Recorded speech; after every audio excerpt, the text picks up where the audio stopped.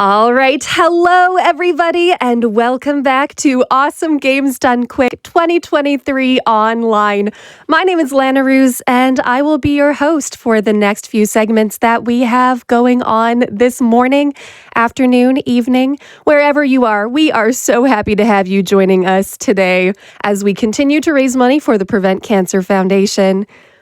Before our next run, we are going to read a really quick donation. Y'all have been getting some awesome donations in over the evening and into this morning. Keep those up, everyone, as we continue to meet our incentives.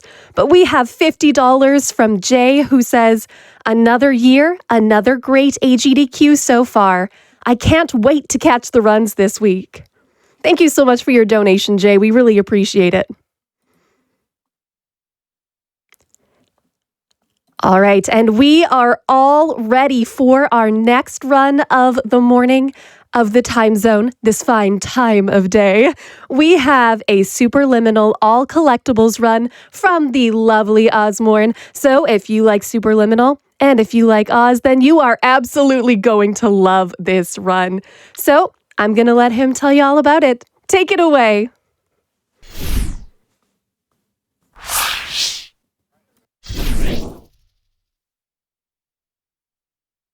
AGDQ on this amazing Monday morning, showing off Superliminal. This is my main speed game. I love this game and I love the community to death. And we're going to be showing off all collectibles, which is the completionist category of this game. It's also a glitched category, and those two things combined make it, I would say, like the objectively most entertaining run to show off at an event like GDQ, and I'm so glad that I get to show it off here. But there's a lot to explain about this run, and so I had someone else come in here, help me co-commentate. If you can introduce yourself, please. Hello, my name is Sapphire. I'm probably what you'd call the local expert on this run, and the current world record holder. Yes, Sapphire is and probably always will be like immensely better at me at this category. And if you're interested in this run after what you see here and you want to see more of it, Sapphire is actually going to be running this exact category at Frost Fatales on March 1st. So I really recommend checking her out so she can be the one running. And so there are all collectibles. What exactly does that mean? Well, it means that we're going to be collecting fire extinguishers, all the fire alarms, all the chess pieces, all the blueprints, and all the constellations. And I understand that out of context, that seems like a really weird assortment of items, but as soon as we get into the run, you're gonna have a bit more context towards that. And before we start the run, we have to reset achievements and tracked items so we can actually, collect them. And we're gonna have 9 levels here, and you're gonna see at the end of the run, they're gonna be all the collectibles are gonna be shown off on this gray bar underneath each level preview. So timing does not begin when we enter the first level, but rather it'll begin when we walk through this door right here. But first, we're gonna sign the terms of service for good luck, because you always have to sign the terms of service for good luck. But with that being said, I'm going to also turn on the speedrun timer, because in order to we can take out loads and stuff like that, so we can see an accurate measure of how we do it on the leaderboard. But other than that, timing will begin when I walk through this door in 3, 2, 1, go. So in Superliminal, perception is reality. And what exactly does that mean? Well, it means that we can manipulate objects to be as big or as small as we perceive them to be, which allows us to do a lot of really nice glitches, such as this. That is an out of bounds launch. Essentially, what I did is I made the object so big that there was no space between me or the object, and there's no space between the object or the ceiling. And because of that, when I jump up, the game sees that me and the object are taking up the same space, and it does not like it when two things take up the same space in this game. So to fix that, it will either kick me out or it'll kick the object out, depending on whatever the path of least resistance is. And in this case, it was the object. Or it was me. But aside from that, that's the first major glitch that we're going to be seeing. And we're going to be seeing a lot of different types of glitches like that in this category. Sapphire, could you go a bit more in detail about induction, but also the basic mechanics that we're going to be seeing out throughout this run? Yeah, so as you can tell, this game has a lot of resizing. It's the central mechanic, and it's what's used for literally every puzzle in the game. Of which we are going to be skipping quite a lot via the methods that Oz has just shown off. with the very first launch of the game.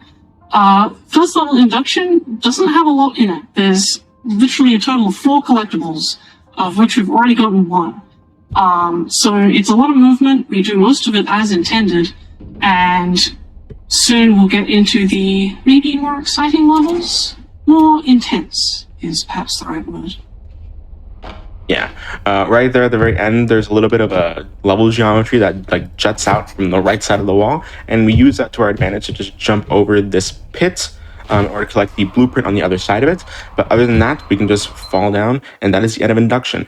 Each level is going to end with like a specialized loading screen like this, and they're going to see a lot of wacky images between loading screens as well, so pay attention to those. So now we're going to be going into the second level, which is optical, and as the name implies, it's all about like optical illusions and such. So for example, I'm going to be looking at like a painting on the wall, and it's going to become like a solid object if I look at it the right way. But starting off, you're going to see me like going out of my way to get a lot of minor collectibles. The minor collectibles in this game are the fire extinguishers and fire alarm, just because there's so many of them and they're kind of everywhere. But ironically, they're also like the source of a lot of time loss, especially for beginners, because you want to like keep moving, but there's a lot of movement with your mouse, so you have to do in order to like actively go out of your way to collect a lot of these collectibles. And so just like misclicking or like your aim is off, it's a time loss that adds up a lot throughout the run, especially when starting out. But we're going to go into 2 interesting tricks, like a skip and a pretty important glitch here. And Sapphire, if you could explain them so I can focus a little bit on them, I would love that. Yeah, so what Oz is going to do in a second here is a somewhat intended mechanic. It was originally planned to be intended, they cut it, it's a whole big story. But it's called prop jumping because you can basically pick up an object and resize it while you're in midair, like that. That lets you get more height than you would if you just used the object as like stairs, and you can get to a lot of unintended places with that. Second one, Oz is going to do here with this door, slightly more complicated. It's called a warp launch. It's our second flavor of launch, and involves rotating an object into yourself, like you just did, which will make it disappear. What's actually happening there is that the object is becoming extremely, extremely large, and when you let go of it again, it's going to send him straight up. Yes, exactly. And right here is a constellation room. That's our first example of a constellation room. All you have to do is line up your camera at the right angle in the right spot of the room, and as soon as you see the constellation turn solid like that, or turn 3D, that's how you know you've collected it, and you can immediately just reset checkpoint in order to go back to this room. We're going to be doing more prop jumping, as well as another launch similar to the one that we did at the beginning of the run, or get up to this vent. Oh, excuse me. There we go, perfect. We're gonna get up onto this vent, and we're gonna collect 1 blue chest piece at the end of this. Lana, we have a little bit of walking. If you wanna read out like 1 donation right now, you definitely can. Absolutely, I got you. We have a $25 donation from Shovel Claws, who says, "Yo, Ozmourn, you've been a joy to work with on so many different events over the past year. You're such a talented runner, and I'm so happy you got to run this. You're the GOAT. Much love." Thank you so much, Shovel Claws. Sapphire, do you want to explain this last room here? Yeah, so in this room, we're going to start by grabbing the moon. That's fine, it's normal. You're supposed to be allowed to do that, I think. And then we're going to grab that doorway, which is actually the exit to the level. We're not going to go through it yet, because we've got a couple more things to grab first. And Oz is also going to get a soda can from on top of the moon. Not sure if we put that up there. And use it for another jump launch. Exact same as what he did with those chess pieces, just with a can instead. We bring the exit with us, very nice. Grab this blueprint, and we are out of there. Wonderful. And every single level is going to kind of end in this hallway sequence in which there will be a fire extinguisher and a fire alarm. In this level particular, we had to like bring it up on the roof. That room itself has actually gone through a lot of different iterations of a specific route, and it's evolved a lot throughout the years. Just that room by itself, this category has gone through a lot of new routes and new tricks, and it's evolved a lot throughout the past like 2 years or so, and I absolutely love it a lot. Lana, we are going to go and get another constellation. There's going to be a little bit of walking, so you can actually read out a few more donations if you like. If you can guess what constellation this is, chat, I'll give you like 5 points. For sure. So we have a $20 donation from Captain Wrecked Beard, who says, "Good luck on the run, Oz. Remember to go fast." And also, speaking of remembering, I'm just going to remind everyone that we have some amazing incentives. And right now, the one that we are pushing for is the Super Boss Showcase for Yakuza Later. We need to hit $30,000, and we are already a third of the way there. So let's keep pushing. Make sure to click those incentives, everybody. All right, thank you so much, Lana. So that is a constellation that we're going to be getting from Cubism, and now we're going to go into the real meat of the level. There's supposed to be a cube that you need to get up on this ledge for, but instead we just use the bowl, because why would we use cubes? And as the name implies, Cubism, we're going to see a lot of cubes. First of all, in that vent that I just jumped up, there's a chess piece in there. I don't know how you're supposed to get that casually, but you can just grab it through the vent like that. But right here, we're going to be doing a very interesting glitch called vault clipping, in which you can just walk through this wall. You know, why would you ever like just do the thing casually? How exactly does that work, Sapphire? Yeah, so this one's surprisingly simple. This game has a little ledge grab. Like, if you don't just quite jump high enough, you'll get a ledge grab and it'll move you up on top of the ledge. The ledge grab doesn't think to check if there's anything in the way. So you can just go through walls. It's great. Yeah, it's amazing. I love it when the game doesn't check collision. The majority of this level is just like thinking that it's going to be normal cubes, but surprise, they're not. Such as this cube right here, it's going to turn into a bunch of sides, or like this exploding cube. We're just going to use a corner of it, just a bunch of smaller cubes, and that is pretty much the rest of Cubism right there. But at the very end, we're going to be doing another warp launch, and in Blackout, which is the next level, you're going to really see the scope of how big the warp launch happens, because like to you, the audience, it just looks like I'm turning an object and then letting go of it, and then suddenly it disappears. But I really want to emphasize that it becomes so big, bigger than the level itself, that it also warps like every other object in the level, and just launches me up. And then immediately gets deleted because there's a deletion plane at the very bottom of the level. So anything that like touches it will just immediately get deleted and then respawn, which is very convenient for us and the things we want to do. Now, starting off at Blackout, there's a lot that I can say about it, but we do have to go and get another constellation. If you can guess what this constellation is, I'll give you like 12 points. But meanwhile, Lana, if you want to read out a few more donations, you can. Absolutely. We have a $25 donation from Eden/V, who says, "Shoutouts to Oz, Sapphire, and the entire Superliminal speedrunning community. Such a wholesome and inclusive bunch. I love you all. Here's to an amazing AGDQ." All right. Thank you so much. And we're actually going to restart level after getting that constellation because it just is a little bit faster than having to walk back ourselves. And in this first room, there's a lot of awkward movement in order to like get all of these fire extinguishers as quickly as you can. But as you can see, it's actually quite easy to like misclick or mess up your aim here. And Sapphire is probably infinitely more well-versed in this kind of movement than I am because like it's just really awkward for me and I've never fully gotten used to it, but with a bit of practice it's not that bad. But with Blackout specifically, it kind of takes the entire perception is reality motif and it turns it on its head into more of a metaphorical sense, at least casually speaking, in which the tone of the game kind of shifts to make you think it's going to become a horror game, but in reality you're only as scared as like you think you are. The level is only as scary as you perceive it to be. And you saw me clip this canister through a door. You're not supposed to bring items through like barriers like that, but we can just push them through.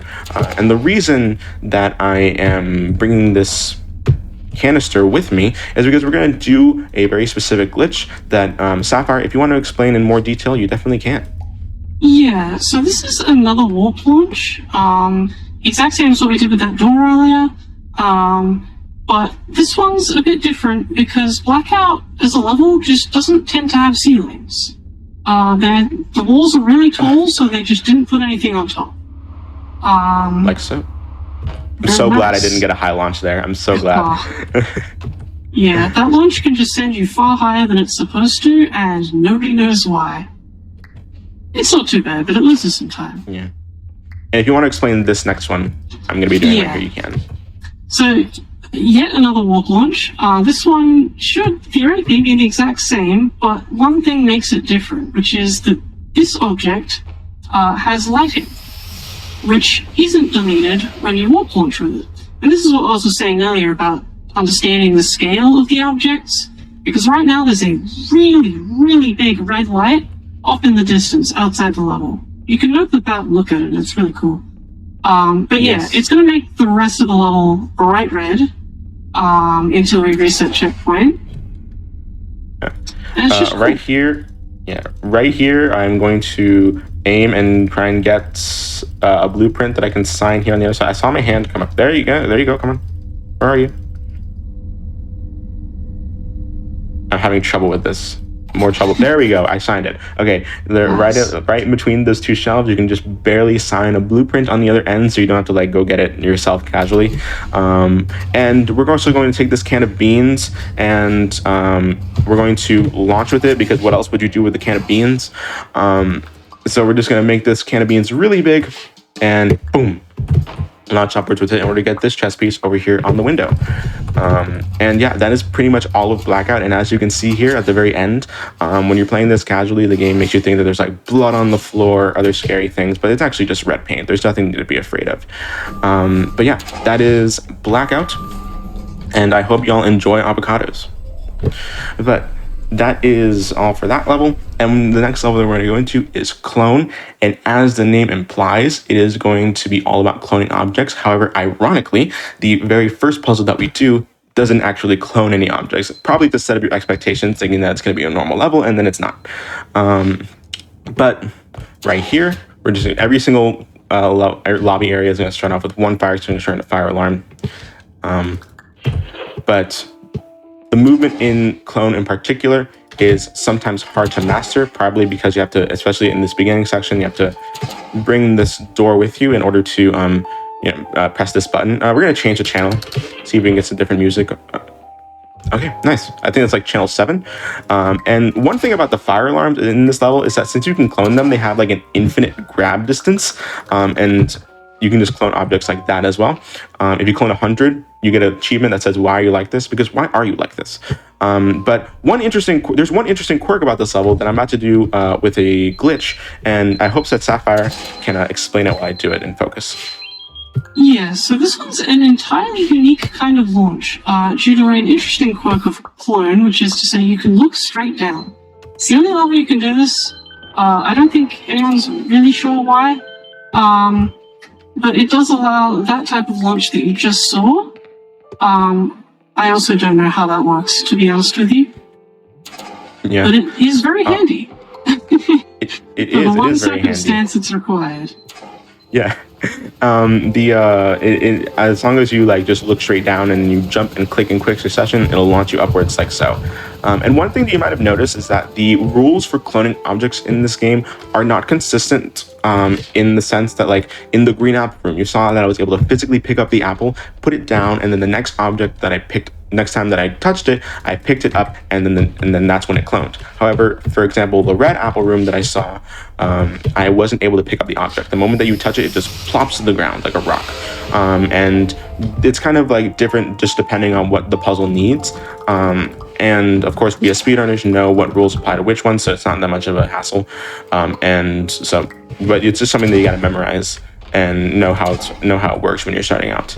Lana, we're about to do another constellation. If you all can guess what this one is, I'll give you like 25 points, but you can read out one more donation right For here. sure. So we have a $5 donation from Samwise who says, "Let's go, Ozmourn. Cheers to Sapphire for being the all collectibles queen and commentating today. And thank you to the Superliminal speedrun community for being so supportive and welcoming." Thank you so much. And one thing about this level is that you probably saw that I didn't get every single fire alarm. Why is that, Sapphire?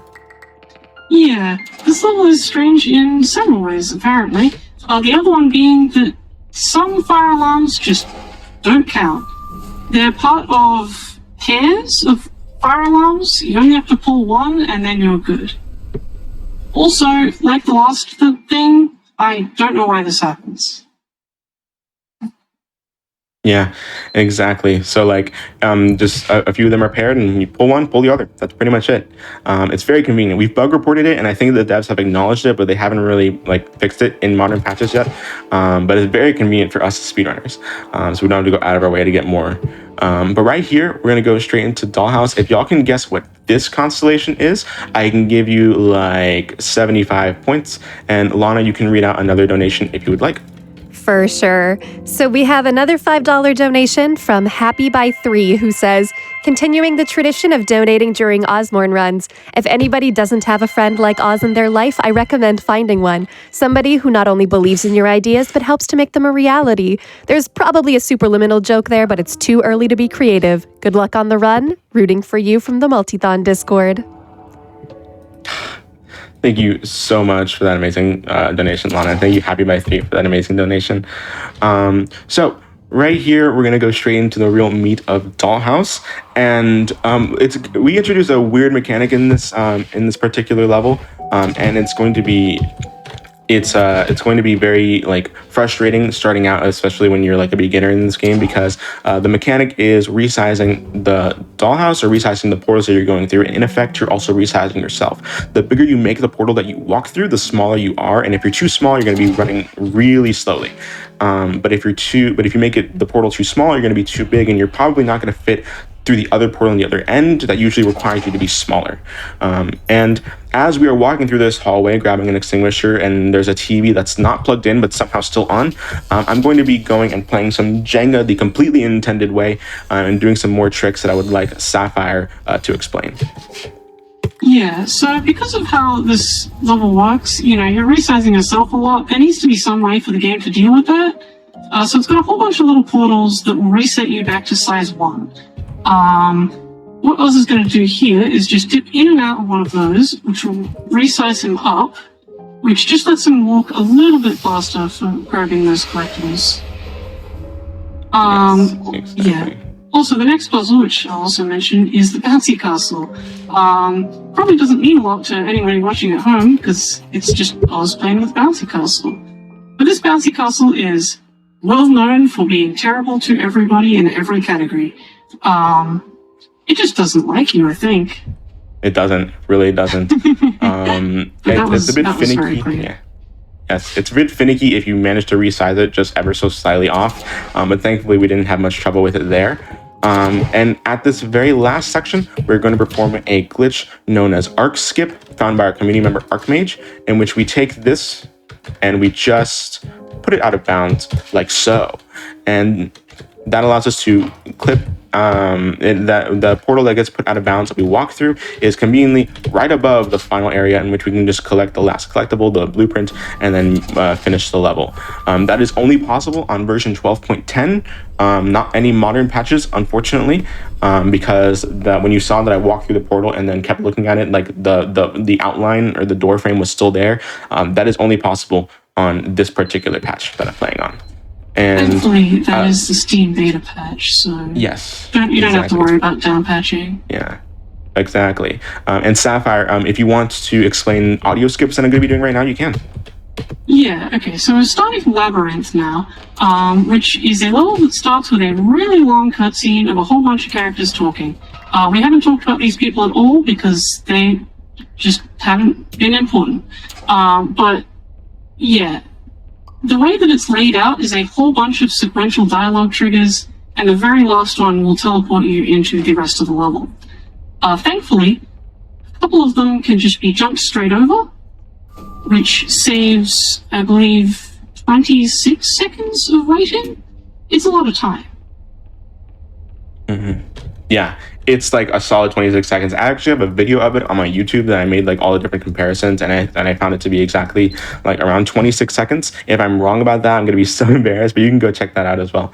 And right here, I am actually going to be lining myself up with specific visual cues on the wall, because as soon as you hear the alarm clock beeping, it means you're about to be teleported back into this room. And so if you can just line yourself up with specific cues on the wall so that you can just immediately spam click and then not have to worry about like aiming for the alarm or anything like that, and immediately get just teleported to the rest of the level. And right now I'm going to be doing a frame perfect trick. Get it? Because I perfectly went through the frame. No. And okay, tough crowd. Well, thank you to Hippienator for that amazing pun that he came up with and that I use all the time. Shout outs to him, he's great. But the rest of the level is kind of like subverting your expectations, such as me falling down this hallway. And I'm really hoping that I get this particular launch first try, because I'm not entirely, thank goodness, I'm not entirely well versed in the backup, but I'm so glad that I got it first try. And you can really only do it once, otherwise you have to go for the backup. But Sapphire, do you want to explain a little bit more about this level, about what we're going to be seeing, and about the pretty difficult puzzle that, casually speaking, that is going to be coming up right after this section? Yeah, so right now we're in Labyrinth. We're actually nearing the end of the game. This is the second last real level, I suppose. And it gets rather chaotic. A lot of unexpected twists to throw a casual player off, such as the floor disappearing from beneath you, and a couple of the hardest puzzles in terms of casual gameplay, including this one that Oz is about to enter. Do we have a name for this puzzle? I don't think we do. I don't think we do. Yeah. But basically, yeah, you'll notice that Oz is doing some strange mouse movement here, and that whichever way he looks first will always be closed off. That's the gimmick of this puzzle. Whichever way you look first will be closed off, and the one that isn't is where you want the exit sign in the middle to point. Yes. It's really simple when you know the solution. It Not is. so when you don't. Exactly. And right here, we're going to be doing something called a slide launch. Essentially, I'm sliding the cube down. Oh, I was so hoping that we'd get the ledge grab, but that's unfortunate we didn't. And right here, we're going to be doing two slide launches. Essentially, you just slide an object across the wall, and you push it in, and then it pushes you, and then it gets pushed back out, and then immediately launches you up in the air. And we're going to be doing the same thing with this knight right here. Ooh. Oh, I have never had that happen before. That's never happened before. I said the thing because it's actually never happened before. Yeah, I can't say that's happened to me either. That's, wow, okay. Usually, I think it's just I didn't make it big enough, and so the game decided to clip it out of bounds instead of me. And now it doesn't want to cooperate. There we go. That's what's supposed to happen. We just take this, and then we're just going to come down here and get some more minor collectibles. And we're going to be collecting one more constellation in this level as well. And this takes a bit of walking. And if you can guess what this one is, I'm going to give you like 1,000,000 points, because if you never played this, you will not guess what it is. Lana, if you want to read out like one or two more donations, you can. For sure. So we have a $25 donation from Critique Quartz, who says, "Hi Oz, did you know about the American chestnut blight? But seriously, congrats on getting into GDQ, and thank you for always being willing to explain stuff to someone who knows nothing about speedruns. Good luck on the run." Thank you. You can read out one more? Yeah, for sure. So we also have $100 from Charbunny, who says, "Ozmourn, good luck with your run. I know it's going to be a ton of fun." Thank you so much for that amazing donation, Charbunny. Right here at the very end of this level, we are teleporting to some more locations and doing specific strats, such as turning around here and grabbing that checkpoint. And as soon as we grab this fire alarm, we just reset checkpoint right here. And we're going to be collecting one more mana collectible. Here's Elevator Maze. You're supposed to get lost in this maze and then follow arrows that will lead you to where you're supposed to go. But the exit is actually at the same place every single time, so you don't have to worry about that. You have a specific pattern that we do that's pretty easy to follow once you learn it. And in this particular room, this is the last area you think this is a normal parking lot, but surprise, it's not. And as soon as you walk towards the walls, they're going to turn into physical walls, and you actually don't have to be facing them at all to actually activate them. And so as soon as that happens, this room in the middle just pops in, and we have this specific angle because we actually want to climb up on that chair and grab one last blueprint at the very end. So that is that. But now we're going to go into white space. First, we're going to do Jungle's Bistro, but then we're going to go through a lot of different glitches in quick succession that I want Sapphire to explain. I'm really hoping that that isn't too big. Oh, it definitely. Oh, that's just barely too big. Okay, but That's Sapphire, you can unfortunate. explain a little bit more about what we're going to be seeing here in white space. Yeah, so White Space is a very, very unique level. We restart level no less than 4 times, I believe, because the very start of this level is a bit broken. You'll notice there's a clinic that Oz is resizing, and he can go through a door over to his right that will take him to that clinic. What we can do with this is clip the clinic out of bounds, like Oz is about to do up here, and put it pretty much anywhere we want in the level. This skips a whole lot of stuff. There's a big long cutscene when you solve the puzzle the intended way. It's a whole bunch of stuff. We don't deal with any of it. We do this 3 times, clip it out 3 times, and it saves, like, unbelievable amounts of time. Upwards of 4 or 5 minutes. Does. So this is the final fire alarm. This is the final fire extinguisher. And now you only have to do a few more main collectibles, and that'll be pretty much the whole run. But also, one thing about the glitch that I'm performing out of bounds is that you're seeing that I actually put the clinic through a specific portal. The default size you're supposed to be is size 1. And I reset checkpoint instead of restarting level hub. The default size you're supposed to be is size 1. And there's supposed to be a paradox sequence that happens here, in which you put a portal into itself. And the devs have made it so that whenever you put the portal into itself, you go back to size 1, so you don't soft lock. This is the last blueprint, but believe it or not, that actually works with like any portal. The game doesn't check to see which portal you put it through, and so you can just do that and put it through that portal, and suddenly you're back to size 1. And you can back up here, and this is the final chess piece. And we're gonna get one final consolation. If you can get this one, guess what this one's gonna be? You can get like 48 points. Lana, if you want to read out one or two final donations, you can. For sure. So we have a $25 from Third. Sorry if I mispronounced your name. Ozmourn is a speedrun legend and wholesome guy who has encouraged me to further my speedrunning ventures. So happy to see him run Superliminal at GDQ. And thank you so much, Tears. It's amazing. But that is the final consolation, and we've gotten every single collectible in the game. I'm going to attempt to do prop walking once, and if I do not get it, I'm going to move on. But essentially what prop walking is, yes, I believe too. Essentially what prop walking is that I'm going to be taking and putting this clinic out of bounds and then walking backwards. As soon as I start falling, I'm going to start prop walking. And if that happens, right, I should be able to grab. I don't think I got it. Yeah, that's a miss. Yeah, that's unfortunate. We're just gonna try the backup for it. So essentially, what that was supposed to do is I was supposed to immediately end the level right then and there. That would have been the end level trigger that I would have touched, and that would have allowed me to immediately get into the end of the level, and time would have been like really, really soon. But instead, what we're going to be doing is we're actually going to be doing another chess piece launch, similar to what we did at the very beginning of the run, and we're going to be falling way down. So that's pretty much it. Yeah, that's the whole run. That's the end of White Space. One more basically cutscene, less than a second. But yeah, I was just going to say that this helps actually visually explain what we were trying to do with Prop Walk. This whole big sequence is at the end of the level normally. You fall down and then you hit the end of level trigger, and then wow, it's cool and dramatic in the end of the game. What we were trying to do is basically get really big and hit it from underneath. Mm-hmm. And time is going to come up in 3, 2, 1, time.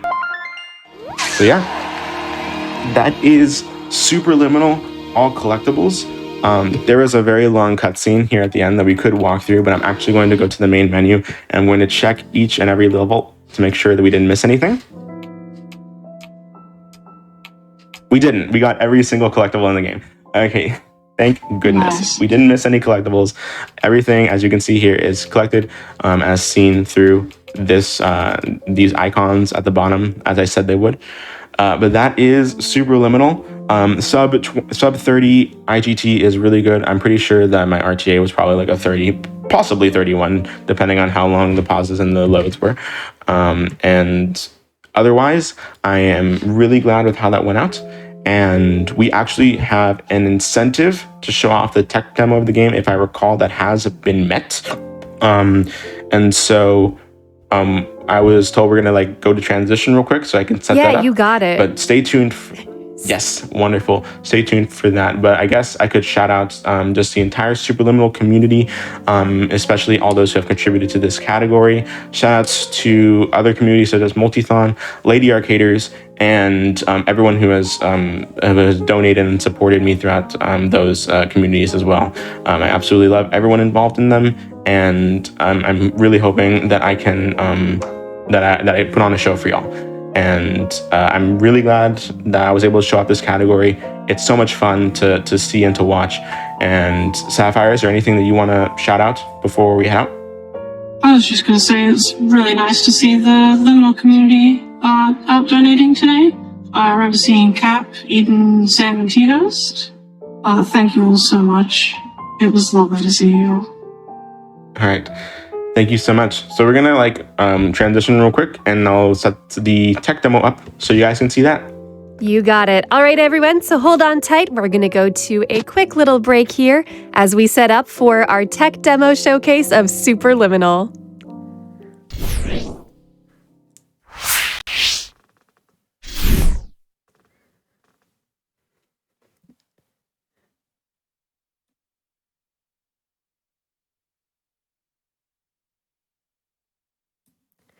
All right, while we are on our break, since this was an incentive that we were able to meet, great job, everyone, by the way, that was awesome. Let me tell you a little bit more about the other incentives that we have open. So like I had said earlier, we have a Yakuza Super Boss Showcase open. So you might be wondering, what the heck is a Super Boss Showcase? Well, good news. I can tell y'all all about it. So the Super Boss Showcase is a showcase where the runner will be fighting the 2 toughest bosses in the game. Final Majima, the most powerful form of Majima that you fight after getting Max Majima Everywhere rank, and Joe Amon, sorry about the pronunciations, traditional series secret boss that's usually unlocked after finishing all side quests. So both of these fights will be on Legend difficulty. So both of the bosses will have both their health and aggression fully maxed out. Also, due to both the difficulty and the nature of those bosses, they will require using some moves that we don't get to show during the run itself.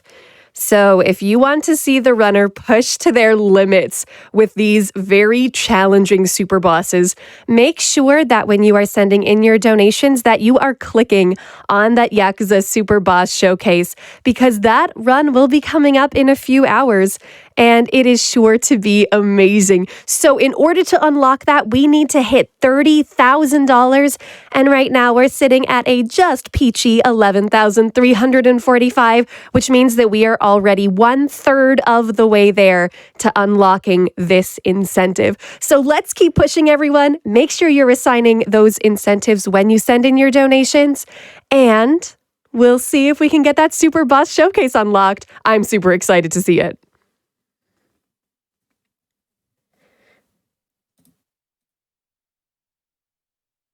Also, speaking of donations, as we keep getting ready for that incentive, I will read a quick donation here. We have a $200 donation from AdamBoy7 who says, Superliminal holds a special place in my heart. I remember marathoning it in one sitting in Discord with friends trying to grind out a sub 30-minute time. This game makes you think outside the box. And speaking of outside the box, can we see what it's like to think with boats instead of portals? Thanks so much for your donation, AdamBoy7. We appreciate it so much. All right, and we are all ready for our tech demo showcase, once again featuring Oz. So let's welcome him back, and I'll let him take it away. Thank you so much, Lana. So this is the tech demo for Superliminal. It's under a different name, Museum of Simulation Technology. It was created around 5 years before Superliminal released. It was made by just one man, and it is very short. The speedrun world record is like 42 seconds long, around there. And a few things that I wanted to like just show about the tech demo before we get into the speedrun. Thankfully, they gave me a little bit of time to explain some cool differences. First of all, as you can see here, the resizing mechanic, as usual, and the chest motif has kind of always been there. And also, there's a shift button that allows you to run, which isn't in the final product. And also, there is no way for me to like adjust my sensitivity. I just want y'all to see this, like just how much I'm moving my mouse and how much the screen is moving right now. There's no way for me to fix that, unfortunately. But we're going to go into 2 other levels I want to see. For example, this fan. As you saw in Dollhouse, this fan has always kind of been there since the beginning. And so we're going to try and see how fast we can go with this. And also the moon that we saw in the other level that allows us to grab the exit off of the moon, that has always been there as well.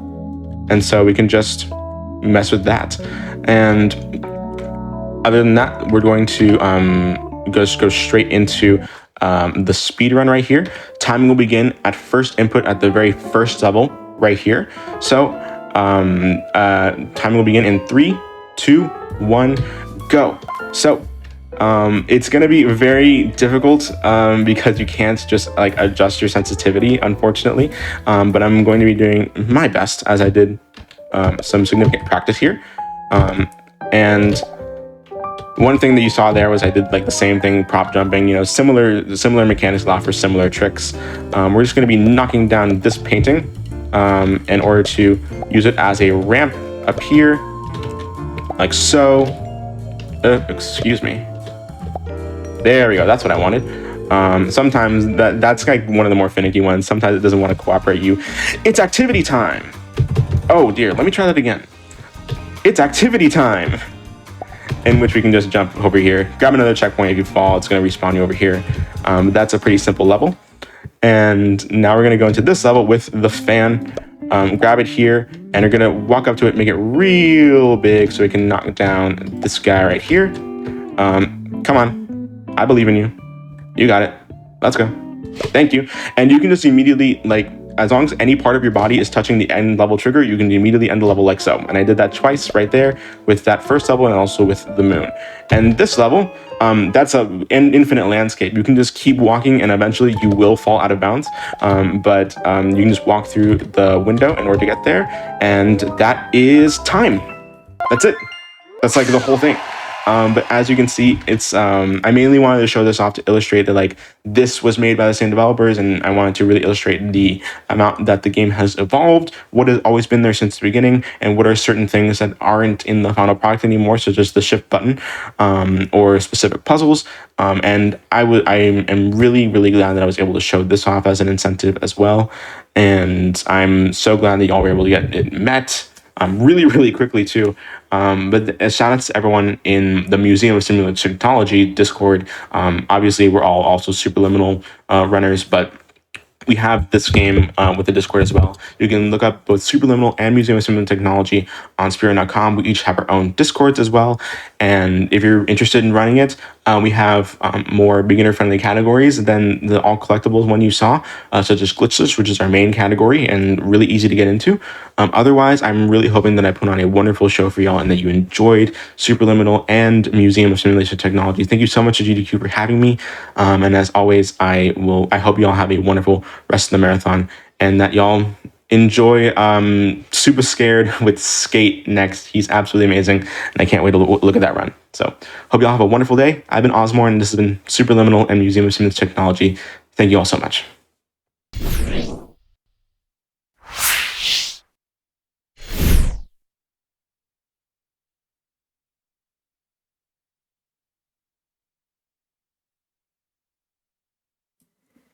Well, how about that run, everyone? That was absolutely amazing. Let's give another round of applause for Ozmourn and that incredible all collectibles run, as well as that tech showcase. That was awesome. And thanks to everyone who donated to get that incentive met. That is so appreciated as we continue to raise money for the Prevent Cancer Foundation. We have a $250 anonymous donation who says, donating for a good cause and some chill speedrunning vibes. Hey, I think we got a lot of that here, so stay tuned. We've got some awesome runs coming up next. All right, so we are going to take a short break. This is going to give you some time to fill up your water bottle, stretch your legs, whatever you need to be cozy. So we're going to take a short break here, and we'll catch you right after this.